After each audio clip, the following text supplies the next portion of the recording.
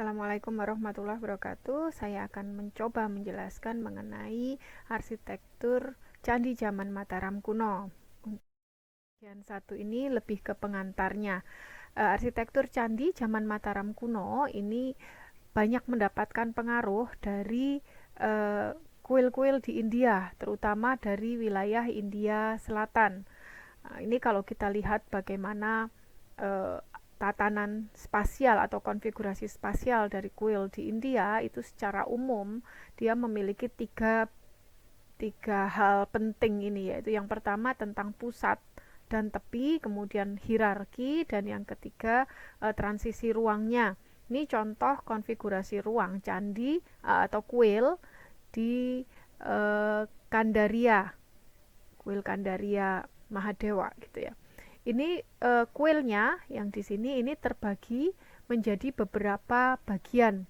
Ada bagian depan yang disebut dengan Arda Mandapa, kemudian Mandapa, Maha Mandapa, dan kemudian ada Antarala. Jadi ini ada ruang perantara lagi, dan ada bagian utama yang disebut dengan Garbagriha yang dikelilingi oleh transept di kanan kirinya, dan ini adalah ruang untuk melakukan pradaksina, transept kanan kiri ini ya. Nah, kalau kita lihat bagian-bagian candi ini menunjukkan satu tingkatan atau hierarki dari yang sifatnya sangat profan di bagian luar ini hingga yang sangat sakral, yaitu di bagian Garbagriha, ruang utamanya yang nomor 5 ini. Jadi selain posisinya ada di bagian paling belakang gitu ya, bentuknya juga berbeda, dia melingkar, sementara yang lainnya kotak-kotak gitu. Kemudian ada yang disebut dengan transisi ruang. Jadi kalau kita berbicara tentang hierarki itu tingkatan-tingkatan ruang, mulai dari yang profan hingga yang ke yang sakral ini ada tingkatannya.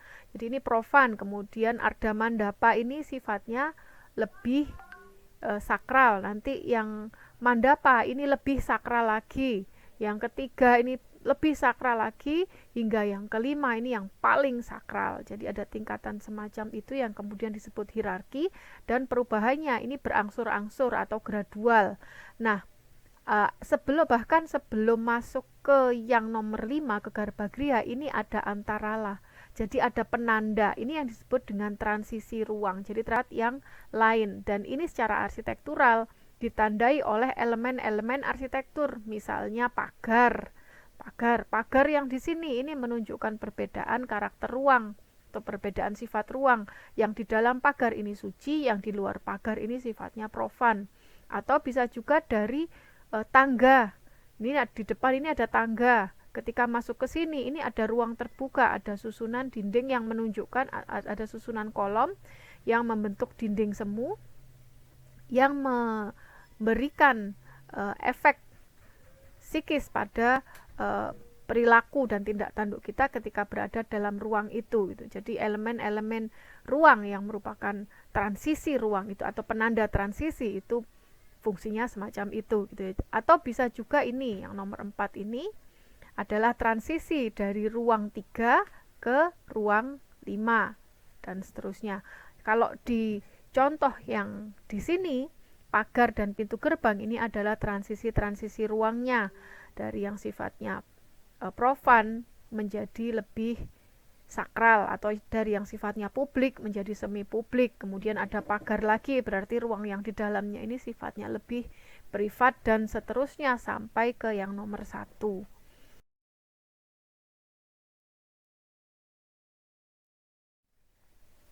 Ini contoh layout kuil yang ada di India Selatan. Ini kuil Vitala, sama susunannya. Jadi yang bangunan utamanya itu ada di sini. Tetapi pada kasus yang lain itu bangunannya bisa jadi justru lebih rendah yang di tengah bangunan utamanya atau kuil Vimananya, sementara gapuranya jauh lebih besar.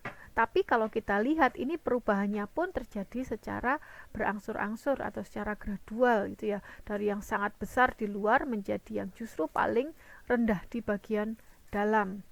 Ini karakternya, ada pagar pembatas, ada susunan yang memusat, jadi susunannya ini memusat, bangunan utamanya ada di tengah-tengah, dan susunannya semi konsentris. Hierarki ruangnya juga berubah secara gradual gitu ya.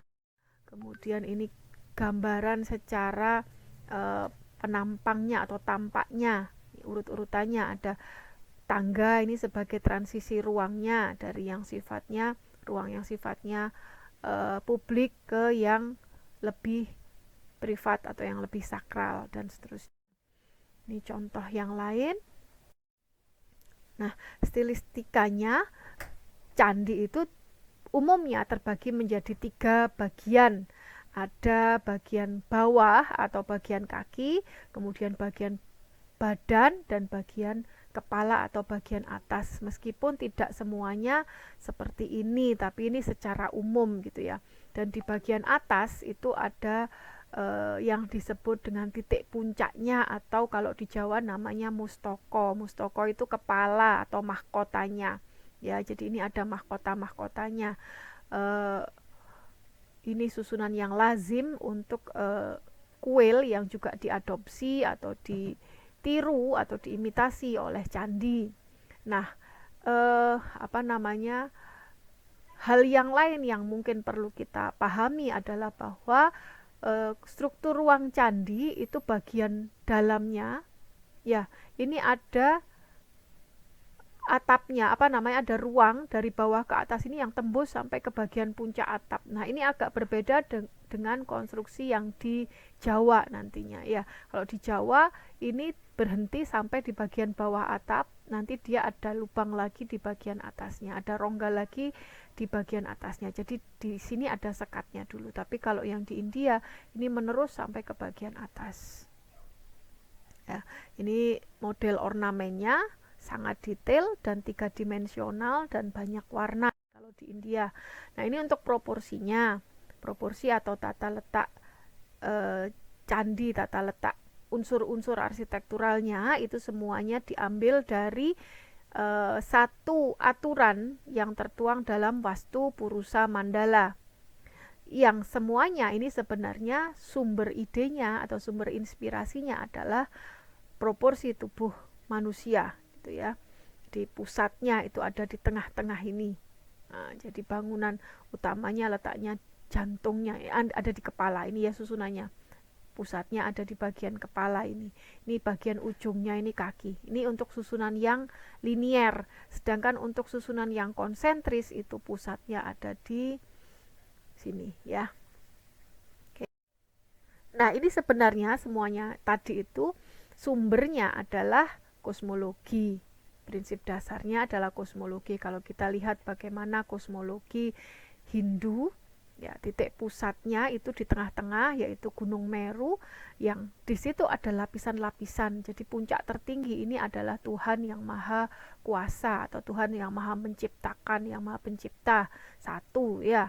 Kemudian di bawahnya ada dewa-dewa, terus ada makhluk-makhluk lainnya yang suci sifatnya, sampai ke manusia yang sifatnya empiris. Ini semuanya sifatnya meta empiris. Nah, di bawahnya juga ada makhluk-makhluk yang dalam tanda petik jahat, kasar, dan lain-lain itu ya. Nah, ini yang juga sifatnya meta empiris. Jadi manusia ini ada di tengah-tengah ini. Gambarannya semacam itu, dan ini ada tingkatan-tingkatan. Nah, konsep ini kemudian dituangkan dalam tatanan spasial arsitektural, yaitu dalam bentuk hierarki ruang tadi itu. Kemudian ada titik pusatnya, yaitu bangunan tertinggi. Nah, karena kuil itu adalah rumah dewa, maka puncak tertinggi atau bangunan tertinggi itu adalah bangunan untuk dewa. Sama dengan ini puncak tertinggi adalah tempat kedudukan dari Tuhan yang Maha Kuasa dalam tanda petik ya. Kita menyebut tempat kedudukan itu dalam tanda petik itu. Ini ada lapisan-lapisannya ya. Jadi ini saya rasa konsep yang sifatnya universal. Saya menemukan ini di beberapa agama gitu. Hampir semua agama meyakini ini gitu ya. Jadi ada konsep yang sifatnya universal. Ini holistik gitu. Jadi manusia pra-modern, manusia yang belum kenal ilmu modern itu berpikirnya selalu holistik. Antara yang empirik dan meta-empirik ini satu kesatuan. Antara manusia dan Tuhan itu satu kesatuan. Kalau di Jawa dikenal dengan konsep atau falsafah jagat cilik, jagat gede. Kemudian kalau di Bali ada Buana Alit, Buana Ageng, makrokosmos, mikrokosmos kalau bahasa umumnya. Jadi itu merupakan satu kesatuan yang tidak terpisahkan. Nah, ini saya rasa hal yang kurang atau sangat jarang sekali ditemukan pada keilmuan. Nah, bahkan sampai dengan pada tata ruang aplikasinya atau penerapannya itu di tatanan spasial kota-kota Hindu, kota-kota Bali misalnya yang masih tradisional itu menerapkan pola-pola kosmologi pusat. Dari titik pusat itu ada 4 penjuru mata angin gitu ya. Jadi bagaimana menempatkan bangunan utama itu semuanya didasarkan pada konsep kosmologis semacam ini, dan ini erat keyakinan dengan erat kaitannya dengan keyakinan, dengan masalah keyakinan gitu ya, dan keyakinan itu berujung pada keselamatan gitu ya, keselamatan atau bagaimana manusia bisa memaknai hidupnya agar lebih baik gitu. Dengan tatanan semacam itu mereka yakin kehidupan mereka akan menjadi baik dan terjaga atau terlindungi. Nah, ini contoh yang lain bagaimana analogi dari kemahatinggian Tuhan itu diwujudkan pada tatanan spasial. Laut secara geografis adalah posisi yang paling rendah, sedangkan gunung itu adalah yang paling tinggi.